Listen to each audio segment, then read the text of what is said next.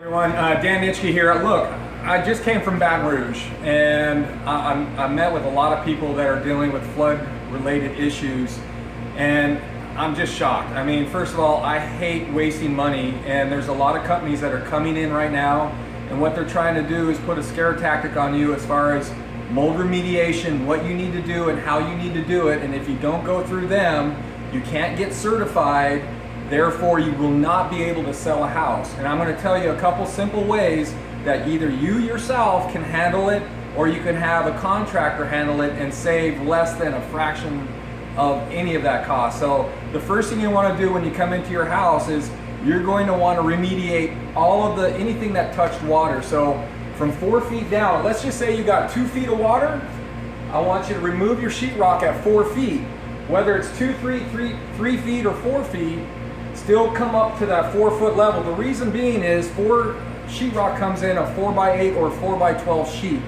So if you cut it at 2 feet, you're just creating more work for the laborers to cut it, to fit it and make it work. So you might as well pull it up at least 4 feet. That way you're plenty clear of any water that is whipped up that could have caused problems, but you're also able to come in there quickly and put your sheetrock up back after it's done. So it's a lot easier for the laborer. Believe me, you're thinking to yourself, I might be able to save myself money if I could cut it in two and then I can go ahead and put it up, but you're gonna be paying more in labor than you would just on the sheetrock itself. So pull out that sheetrock at 4 feet. You wanna pull out all your insulation. Now I'm at Frank's house. He's already done all of this stuff. He's coming back with beadboard, and so all of his studs are already remediated. He's already ready for his beadboard to go back up, so he's in good shape. You want to pull everything out. You're looking at your cabinets, you're looking at your bathtub, your shower, everywhere where water's exposed that gets around and underneath and behind, and you might have like a really nice bathtub or a really nice shower that you spent a lot of money on. I'm sorry to say, but it's got to come out. You got to pull everything out so you can get to those affected areas, because once again, you don't want to have mold creeping into your house after you moved in. You certainly don't want it when you try and sell it down the road. Now here's how you handle it. When you pull out the sheetrock and you pull out the insulation, you got to let it breathe. So the first thing that you're going to do is you're going to run fans, dehumidifiers. If you've got power to the house, turn your AC on. It pulls moisture out of the house. Let that run for 3, 4, 5 days. You may even want to invest into a moisture content reader. Check the moisture within the studs itself, and it will give you a parameter of what's acceptable. Once it's dried out, then you can come back with like a anti-fungi bleach or any type of cleaner that deals with mold. Once you clean that off, that's just your first step. The next step is to come back with a product that I really like. It's called Boracare, B-O-R-A-Care, Boracare. And you can get it at Pest Stop. You can get it at a place called Aramsco in Metairie, and they deal specifically for just cleaning supplies.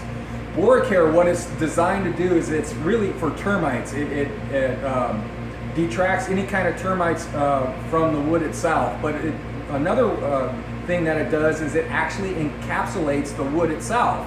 So once it's all dried out and you spray it with the Boracare and let it sit for a day, you're good to go because the wood's encapsulated and protected. Now here's how you get around the certification, because that's a big deal. If I had a house and I was either living in it or I was going to sell it, I would want to have some sort of certification that proved to me that the house was acceptable before we closed it in, so I could transfer that certification with the sale of the house and give the new owners, or even myself, peace of mind.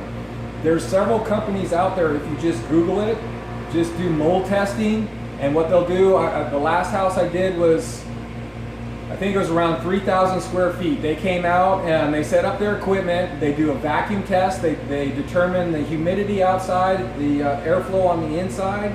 They pull a vacuum test that brings all of the particulates down to a little microfiche slide. That gets sent off to an agency that tests it, and they'll come back with anything that's within the air, and it'll also give you an acceptable range. Now, in the case of if you do find something that's bad, you can just treat that one area. You don't have to do the whole house. But it's very important to do. You could save thousands of dollars. You don't have to spend a ridiculous amount of money to get certified so you can move forward with your renovation. I hope this helps. If you want more tips or advice, you could Facebook me, or you can go to my YouTube channel at Dan Nitschke, and hang in there. It'll get better. Thanks.